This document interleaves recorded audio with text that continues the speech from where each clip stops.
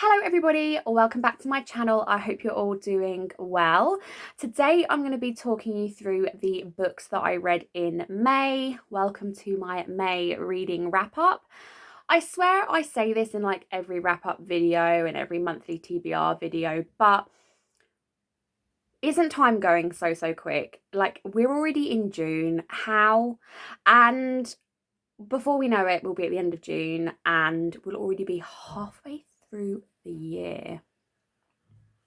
Blows my mind. Blows my mind. Anyway, I had a really good reading month in May. I read 9 books and I really feel like I've kind of gone back to a genre which I've I think over the last sort of like 6 months not read an awful lot of. So I'm really looking forward to kind of looking at some stats at the end of the year, or maybe even at the end of June, halfway through the year, and seeing where I've gone with my reading and how my reading has changed. But if you remember, at the beginning of May, I think it was the tail end of, was it the tail end of April and beginning of May? I did a challenge where I read for 24 hours, and a lot of the books at the beginning of this that I read at the beginning of the month, I read for that. So the first book of the month I finished was The No-Show by Beth O'Leary. If you want to know more about my thoughts on The No-Show, then please go and watch my reading for 24 hours video that I did, because I go into my thoughts in a lot more depth in that video.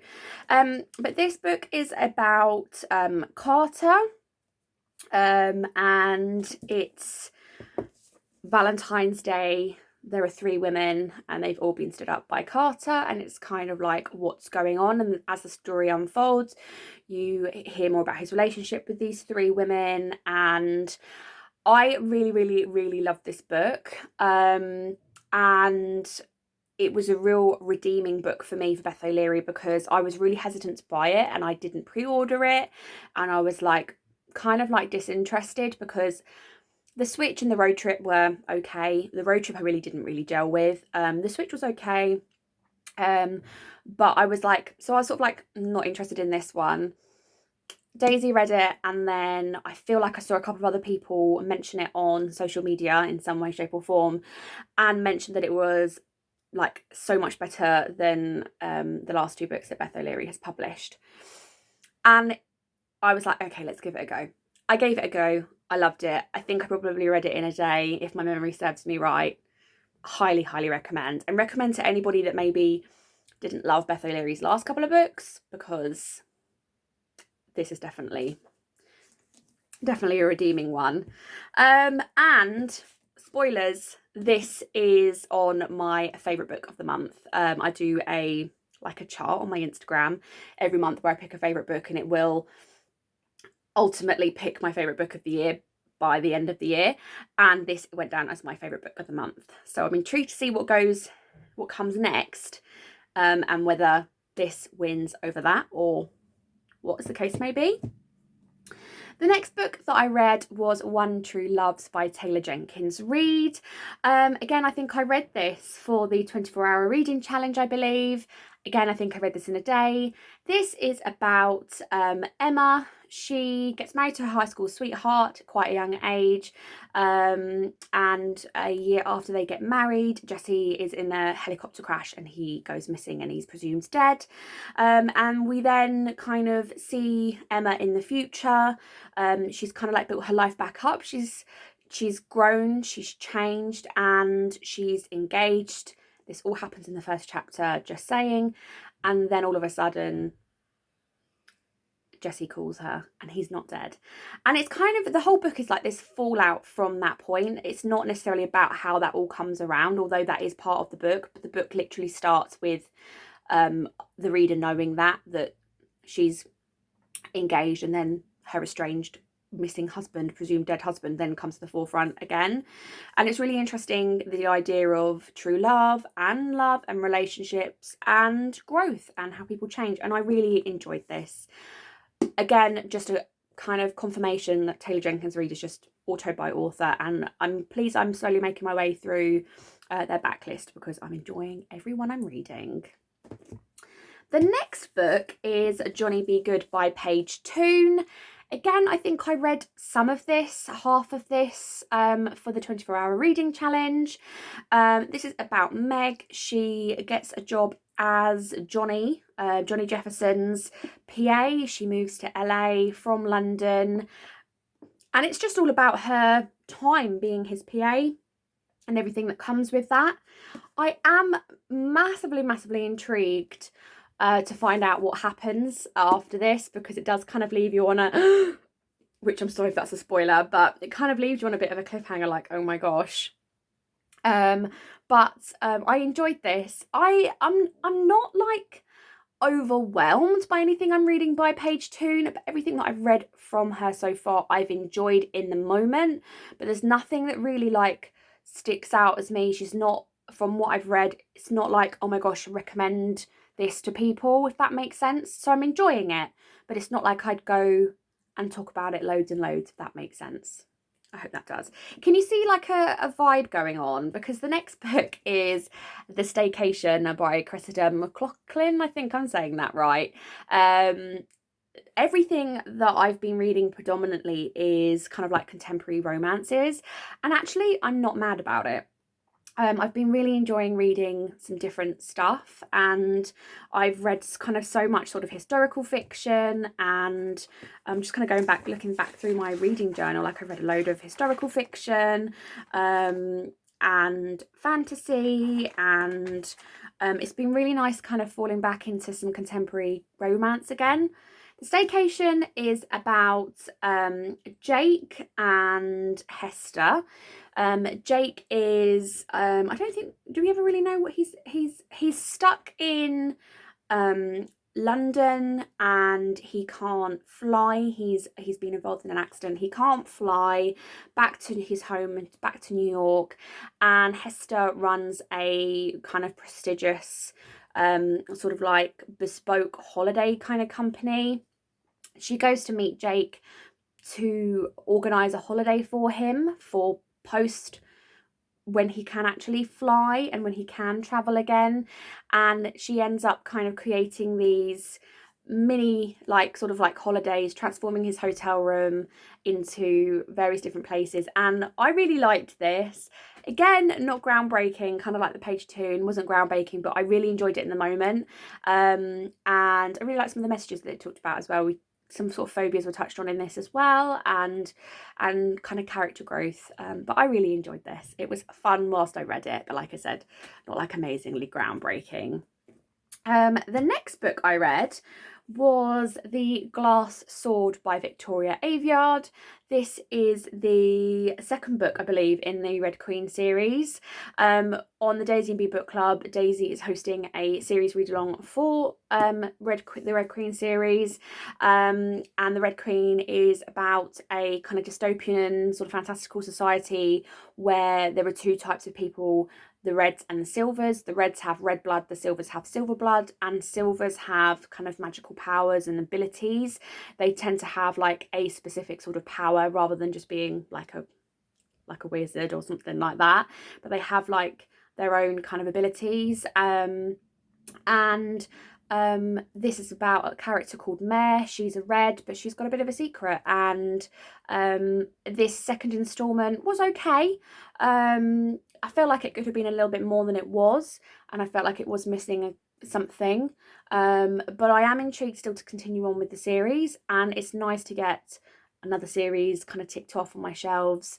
And yeah, I'm looking forward to seeing where this goes. Again, this was enjoyable. It was a bit slow in places, and a bit kind of like some bits that I thought needed to be fleshed out were rushed, and then bits that I felt like, oh my gosh, we don't need all of this could have been rushed, were then like really lengthy. So I'm hoping that the next book is better in the series, and I'm looking forward to discussing that in June. And then the next two books I read for my reading TikTok hyped books with sort of maths and scientific titles. So the next one I read was The Love Hypothesis by Ali Hazelwood, which kind of came out as my favourite from that reading vlog. Go and watch it if you haven't already. I talk about these books in a lot more depth, and whilst I'm reading them, This book is about Olive Smith. She is a PhD student, and she's basically trying to get her best friend off her back, who thinks that she should she's trying to get her best friend off her back for a particular reason, which I'm not going to say because I don't want to spoil it. But it basically means that she ends up kissing the first person she sees to convince her that she's dating somebody, and that happens to be Adam Carlson, who's kind of like the grouchy teacher, professor at the university that kind of no one really likes, and it kind of like all unfolds from there. Fake dating, and I liked the sort of like academic setting. This was obviously set in a university, and I really enjoyed this. When I talked about it in the video, I did say that I kind of felt like this was a little bit of younger and this was maybe a bit more new adult, whereas the next book that I read, The Soulmate Equation by Christina Lauren, felt a little bit more mature and a little bit more adult rather than new adult. But this one I read, and this is about Jess and oh my gosh, I can't remember his name, Dr. River Penner, and Jess takes part kind of begrudgingly in this new kind of like very much like the one by John Mars, this new app where you send off a sample of your spit and it will match you at there. You'll have different varying degrees of matches to other people in the database, the idea being that you'll find your soulmate. She has an extremely high match and it basically just unfolds from there. Like I said, I enjoyed it, this one as well. I felt this was a little bit more grown up and wasn't quite as gripping as The Love Hypothesis, but I really enjoyed this. Going back to this one, I do really want to read more of Ali Hazelwood's work now, and I have got them on my wish list for when they closer to when they get released.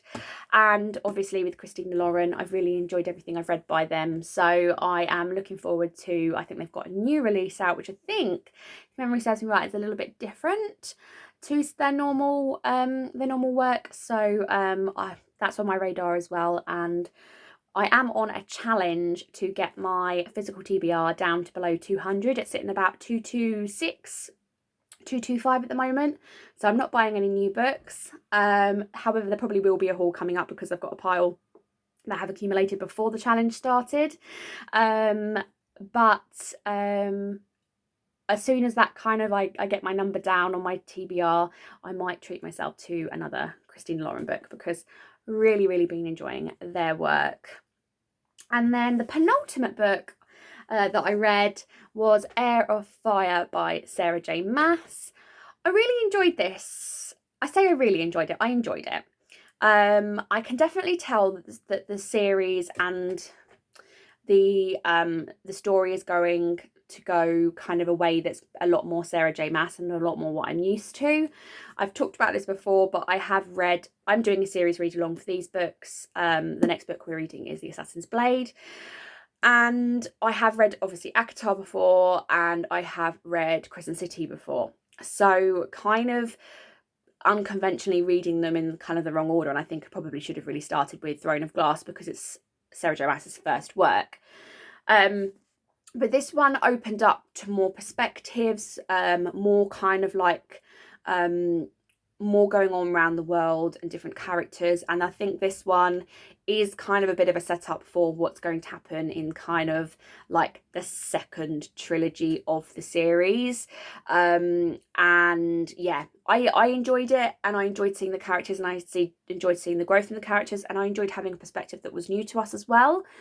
But wasn't my favourite book by Sarah J. Maas ever, and I'm just hoping that things start to get a bit better now. Obviously, I'm aware that we're going to be going back and reading Assassin's Blade. We're reading on them on a kind of suggested reading order, and I've been advised that there's some things in Assassin's Blade that you'll appreciate more having read the first three. So that's why we're doing what we're doing. But I am hoping that when we go into, is it Queen of Shadows, the next one?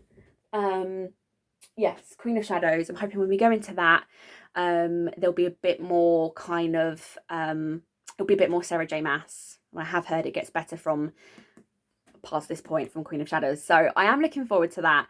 And I definitely think if you're going to read Sarah J. Maas, I think I would start with Throne of Glass, because I don't think it's bad. It's just not her best work.